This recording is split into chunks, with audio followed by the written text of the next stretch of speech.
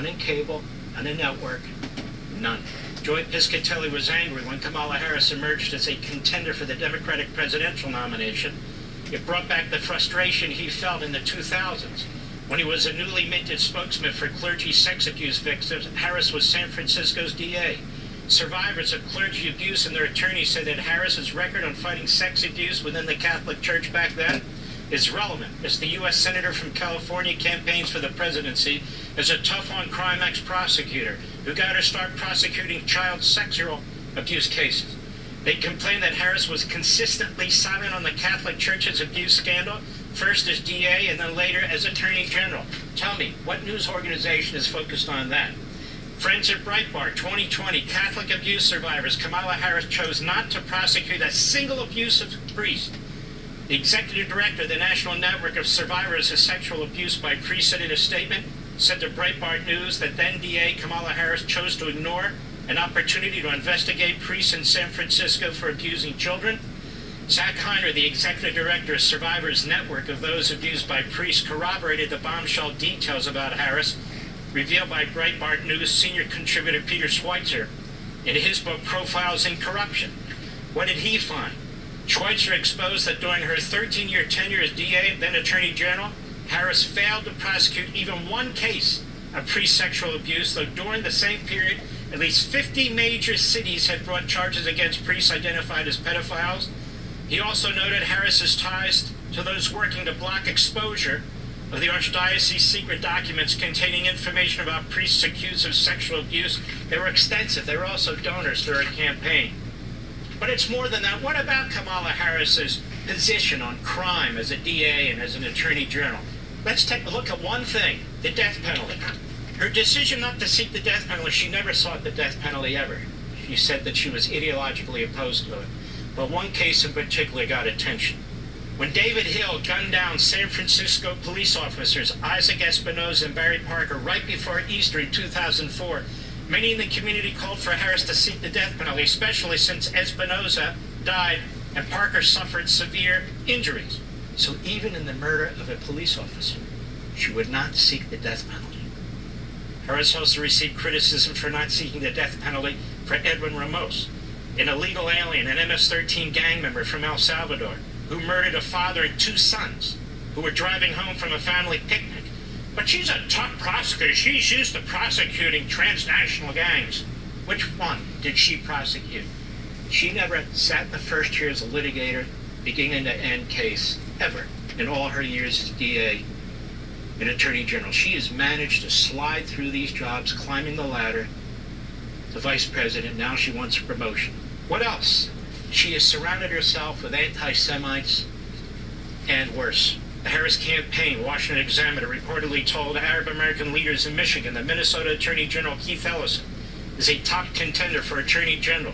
2013, Ellison dined at a private dinner alongside Iranian President Hassan Rouhani, a Nation of Islam leader, Louis Farrakhan, who compared Jews to termites, trumpeted Hitler as a very great man, and called Judaism a dirty religion. To make matters worse, Phil Gordon, Harris's current national security advisor, would likely occupy a top security post should the Democrats win. Gordon has strong connections to the cadre of Washington officials now suspected of being Iranian regime spies.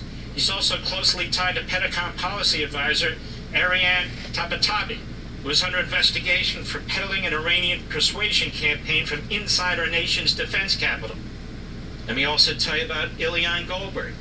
Ilyan Goldberg has a track record of anti-Israel stances. He backed the infamous 2016 UN Resolution 2334 that opposed Israeli sovereignty over the Western Wall, and he threw his weight behind the disastrous Iran deal, even pushed to restore funding to the Hamas-allied UNRWA, United Nations Relief and Works Agency. His views aligned with the anti-Zionist, anti-Semitic attitudes of Harris's director of Arab American Outreach as of this day, Brenda Abdallah, who once complained that Zionists are controlling U.S. policy. So she surrounds herself with Ellison, Gordon, Goldenberg, Abdallah, and even considering them for cabinet positions. She's the most anti-Israel candidate to ever run for President of the United States. She also has very deep ties with this group, CARE. CARE is a Hamas front group that was founded in the 1990s in a meeting in Philadelphia at a Marriott hotel right outside of the Philadelphia airport. The FBI had a bug in there, taped the entire thing. As California's Attorney General and then as a U.S. Senator, Harris forged a relationship with the Council on American Islamic Relations, CAIR, one of the nation's top anti-Israel groups and advocates for boycotts of the Jewish state. And involved in these protests in the street, you know, the River to the Sea protests, CAIR advised Harris on community issues during her time in California politics. She later offered the group her gratitude and admiration.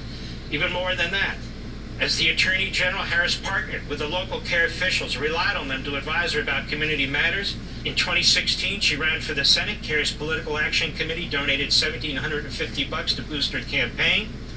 CAIR PAC also has donated to prominent anti-Semites like Ilhan Omar. And by the way, she's never criticized Omar, never criticized Tlaib. That comes to their defense in support of the re-elections. Harris's relationship with CAIR, this Hamas front group, carried over into her Senate career. In 2018, she was one of several lawmakers who penned letters of support to CAIR on its 24th anniversary. CAIR is also known for its involvement in a fundraising effort tied to the Muslim Brotherhood that sought to support the Hamas terror group. The case is known as the Holy Land Foundation trial, presented evidence that CAIR and its founders sought to financially boost the U.S.-designated terror group Hamas, which continues to wage war in Israel. And the director of CAIR, after October 7th, stated that he supported what took place on October 7th. She's never renounced CAIR. They still support her for president. Now, what about her character? How does she treat the little people? Gee, there used to be articles about this all the time, but not anymore. Now we got to get her across the finish line. Vice President Kamala Harris had 92% staff turnover during her first 3 years. This is from the open books. People really, really do not want to work for Kamala Harris, wrote former staffer Dan McLaughlin in January 2022. Our auditors, they write at the open books, quantified an extraordinary high 91.5% staff turnover rate. We used U.S. Senate disclosures to conduct our investigation. Those databases can be downloaded. As of March 31, 2024, only 4 of the initial 47 staffers from the first year are still employed consistently and without interruption by the vice president. Furthermore, the turnover chaos isn't getting better. In the trailing 12-month period, 24 staffers left. That's almost half of the employees. In her first year and a half as vice president, Harris saw the departure of her chief of staff, communications director, domestic policy advisor, national security advisor, and other aides, wrote The Atlantic magazine. Now think about this. They want joy and happiness. They got to turn the page, you know. December 2021, reports have swirled for months about Harris's office environment and turnover. A former staffer told the Washington Post the vice president was a highly critical boss. With Kamala, you have to put up with a constant amount of soul-destroying criticism. Some said Harris would refuse to analyze briefing materials, yeah, you know, like pre-hurricane materials, sent forth by employees, but then scolded them if she appeared unprepared. Quote, it's clear that you're not working with somebody who is willing to do the prep and the work. And we see that right now. With Kamala, you have to put up with a constant amount of soul-destroying criticism and also her own lack of confidence, so you're constantly sort of propping up a bully. And it's not really clear why. One of the things we've said in our little text groups, the former employees among each other, is what is the common denominator through all this is her. Her, Duran, who left Harris's office after 5 months in his role. And in a recent column, Duran, now the editorial page editor at the San Francisco Examiner, wrote that it was sad to see her repeat the same old destructive patterns. And it goes on, these quotes. Politico used to write about this. Now, of course, they sit on it. Not a healthy environment. Kamala Harris office rife with dissent. Dropping the F-bomb all the time, telling people to call her General. Good morning, General. And stand firm. One young intern she told, don't ever look me in the eyes. You know what that is? That's a psycho. But you know what, ladies and gentlemen? I think this Harris and Emhoff marriage is a marriage made in heaven. These two really do fit each other. And the media have done everything they can to kill this. Cable news, network news, Washington Post, New York Times, and I want you to think about how they cover Trump, or how they would cover any Republican. You know, Mitt Romney tied a cage on his roof with a dog. Okay, this goes to character. They're running a phony, fraudulent, deceitful campaign, trying to lie to the American people about this woman and her record. She is a disaster. She has a real problem. Kamala Harris's husband was inappropriate and misogynist at work, his former colleagues tell the Daily Mail. Attorneys who worked with Doug Emhoff at his former firm, Venable, say he yelled expletives, held a men-only cocktail hour in the office, revoked work permits from women who didn't flirt with him, and took only young, attractive associates in a limousine to a ball. A 2019 lawsuit also claimed sex discrimination by other partners in the LA office Emhoff ran, and that while engaged to Harris, he hired an unqualified part-time model as a legal secretary because she was young, attractive, and friendly with the powerful men in the office. Why isn't anyone covering this other than a handful of newspapers? The claims are the latest in a string of allegations revealed by the Daily Mail that threaten to shatter Emhoff's image, heavily promoted by the Harris presidential campaign of a feminist ally and a wifey guy. Oh, in the new kind of manliness. In August, the Daily Mail revealed the LA lawyer cheated on his first wife, got his daughter's grade school teacher and nanny pregnant. As reported by Breitbart, Doug Emhoff paid $80,000 in hush money to this former nanny as part of a non-disclosure agreement. Oh, whoa. Did anybody tell Alvin Bragg that? Hush money. To silence somebody he may have abused or a woman. Wow, during the course of a campaign. Now that hush money was paid earlier, but it wasn't revealed. So as I understand it, the president's set in that Manhattan courtroom. Because obviously they're trying to keep all this quiet to influence the election. Are they not? Wow, that seems like a campaign contribution to me. Now, folks, I could go on and on. Why am I doing this? There is so much here in Kamala Harris's background. As a DA, as an attorney general, as a senator, as a vice president. So much. They talk about book burnings. They talk about taking books off shelves. This is absolute censorship. It is intentional.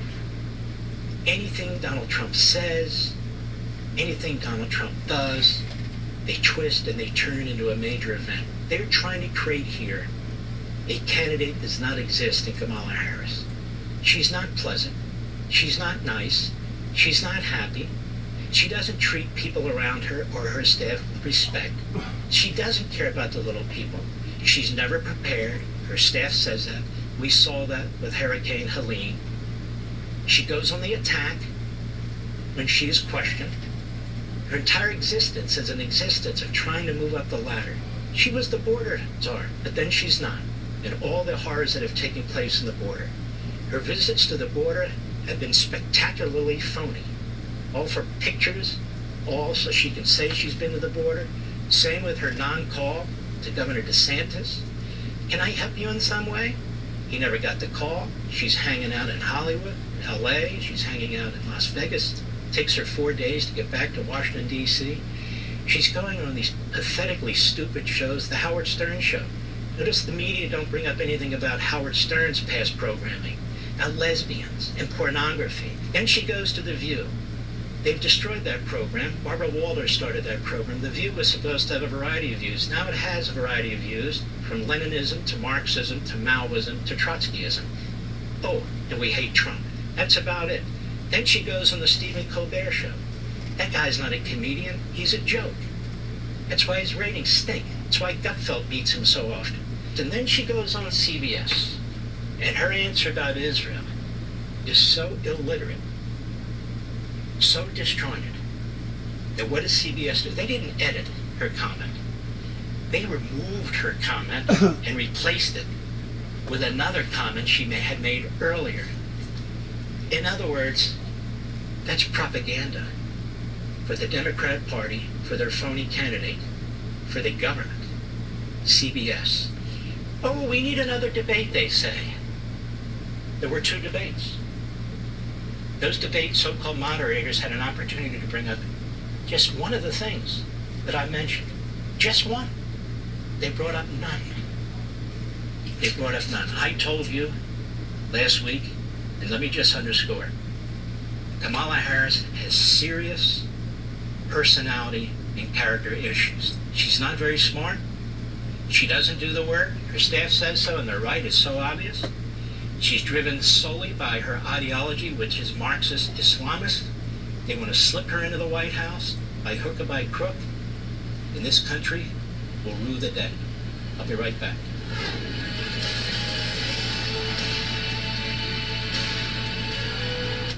I didn't have to spend...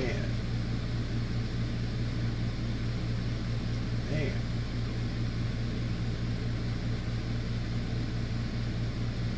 Just wonder if any of that stuff's true.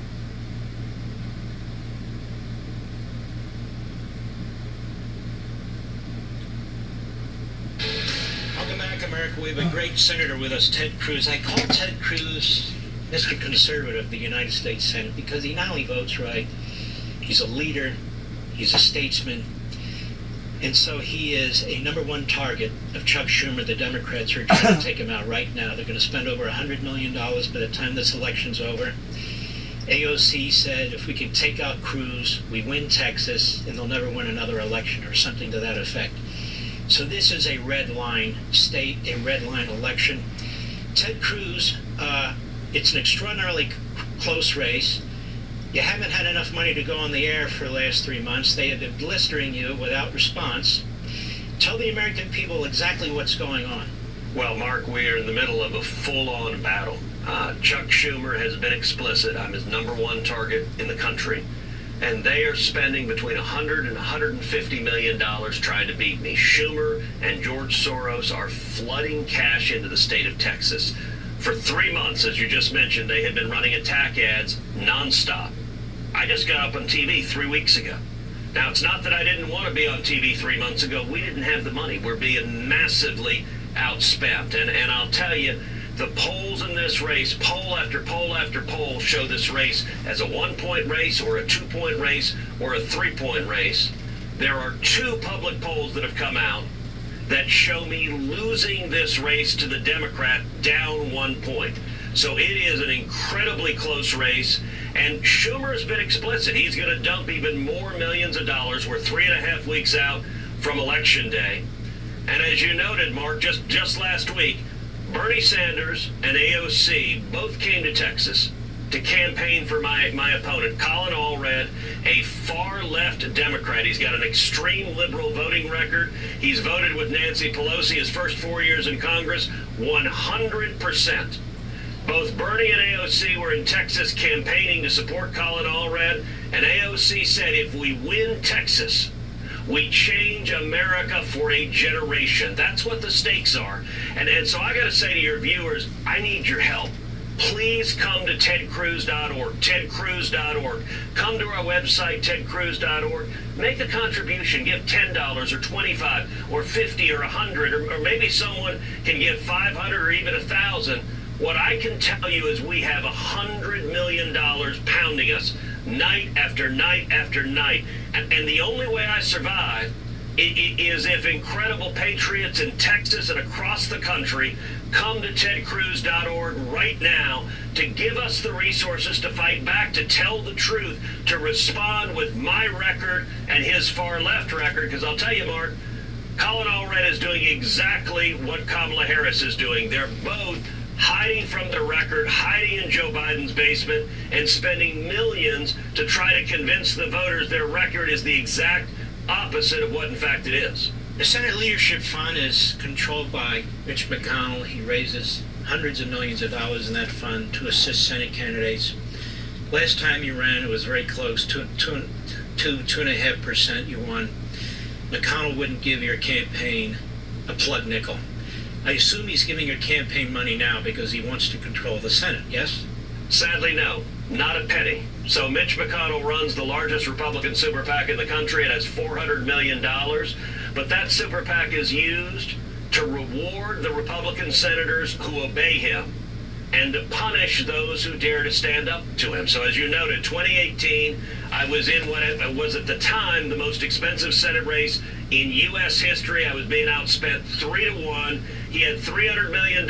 He spent 0 in Texas. I won anyway, but barely, by less than 3 points.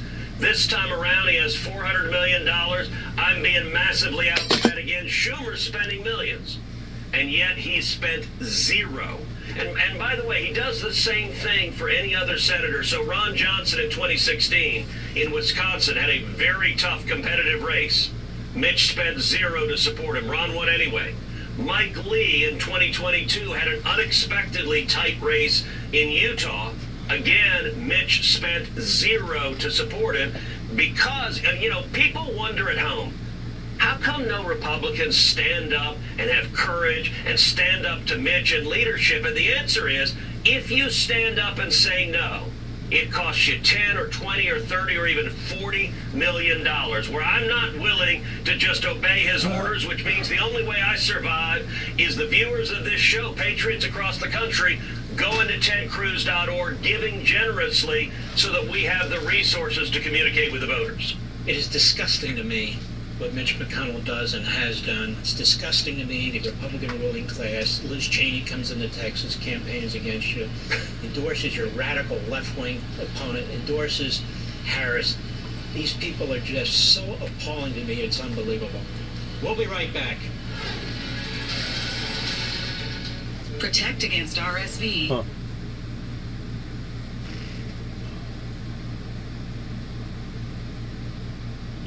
Yogurt coating each. Well, I'm gonna end it right there. You can take it for what it's worth of what they're talking about here. I'm not into politics. I never have. Politics dabbled around with me. I didn't dabble around with it because of it. Now it's left a lot of people. Not prosecute these pedophiles, these pedophile priests in San Francisco. I had them on for 2 segments. Do you know what news organization picked it up? None. There you go there. Good luck to all of us, and shalom.